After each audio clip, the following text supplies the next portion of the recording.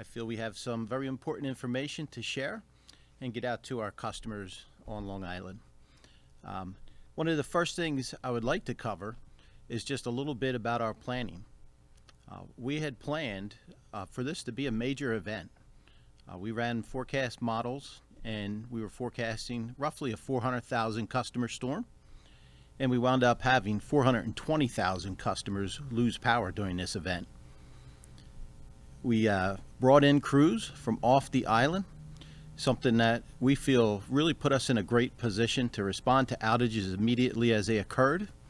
We had roughly 1,600 line personnel that came in from out of state.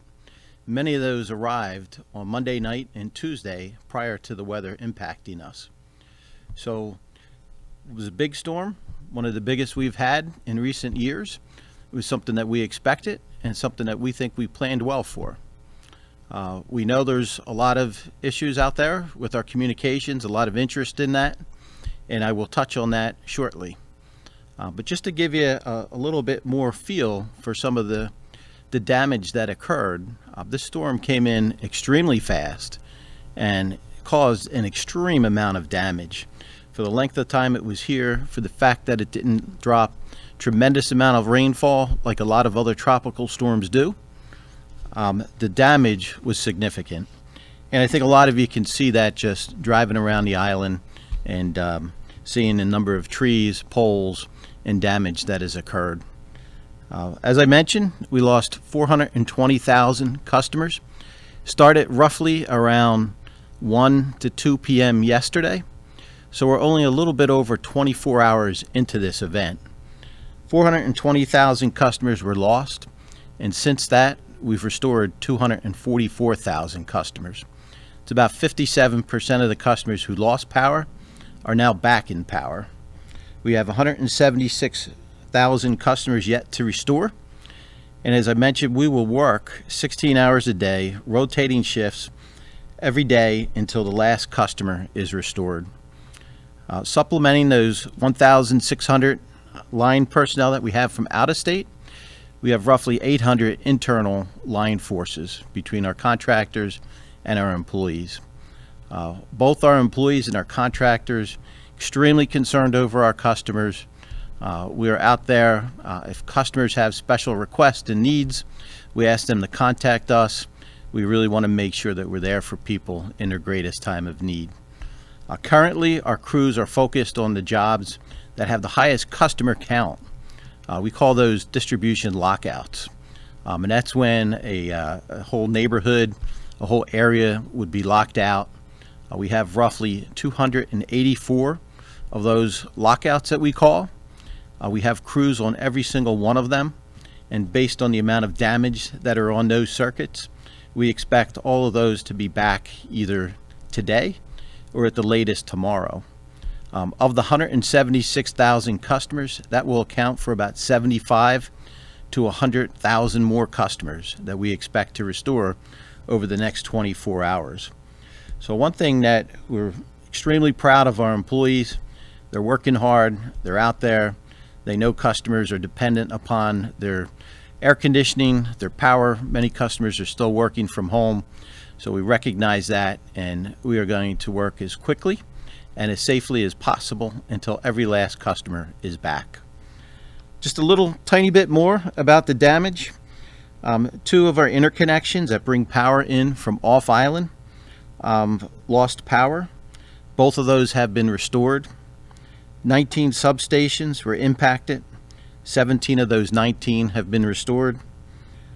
8 of our largest transmission lines, 138,000 volts. 8 of those were lost. 5 have been restored. We also lost 30 of our lower transmission lines, the 69,000 volt lines. 30 were lost. 14 have been restored.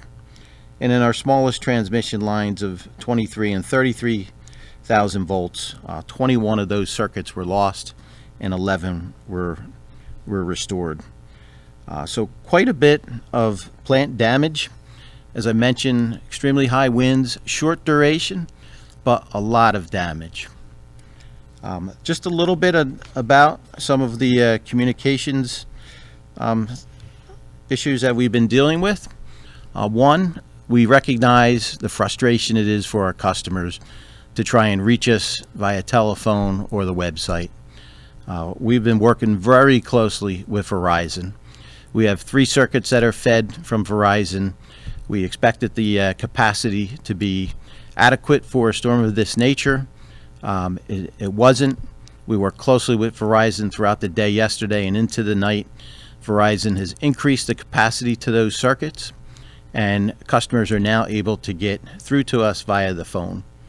We're measuring the utilization throughout the day today. The utilization never increased above 92%. And we also see that yesterday we received about 4,000 calls per hour, and today that has been 11,000 calls per hour. So we know our customers are getting through to us via the phone. We know that phone service has improved dramatically. We continue to look at some of our other communications channels. There's some interface issues that we've identified, some technical issues. We made some changes to those systems last night.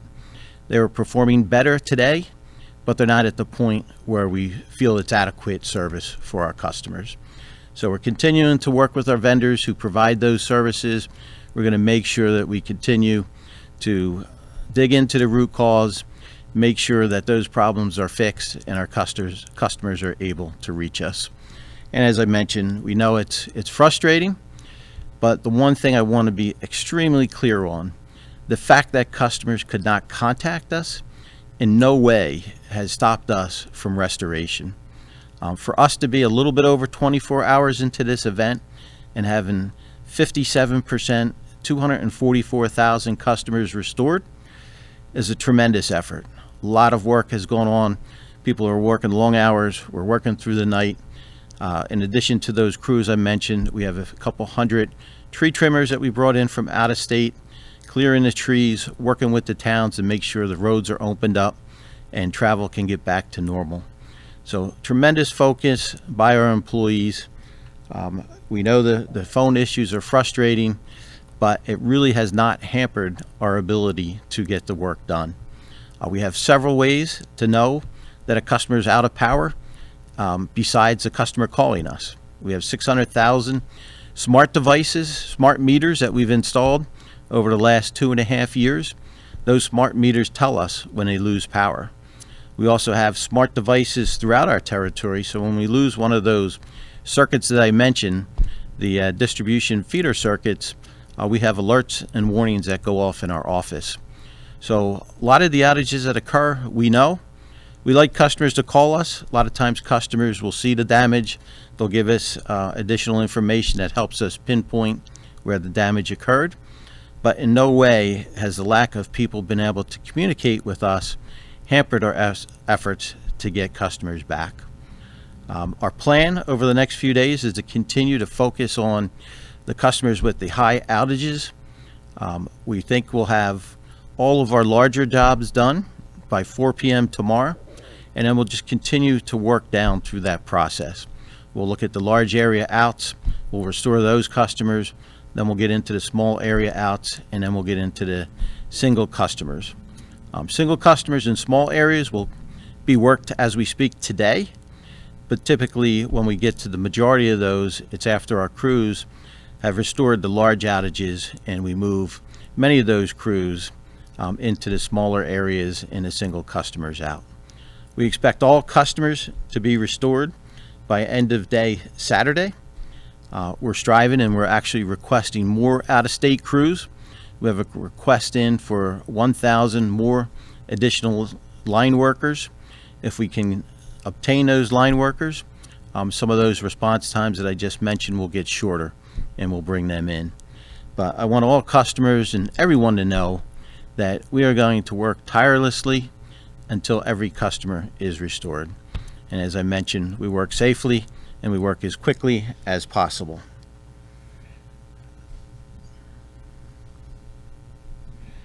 Just one other mention, and it ties into safety.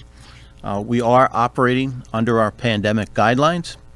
So if one of our employees needs to go into a customer's house, we will ask screening questions, we'll wear appropriate PPE, personal protective equipment, We are social distancing with the crews we're bringing in from out of state.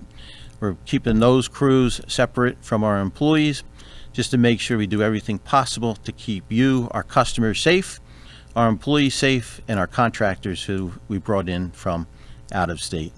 So a lot of focus on getting our customers back, a lot of focus on safety, and I can assure you we will do everything possible to get customers back by that date, those dates that I mentioned, if not sooner. I think now we can open it up to a few questions.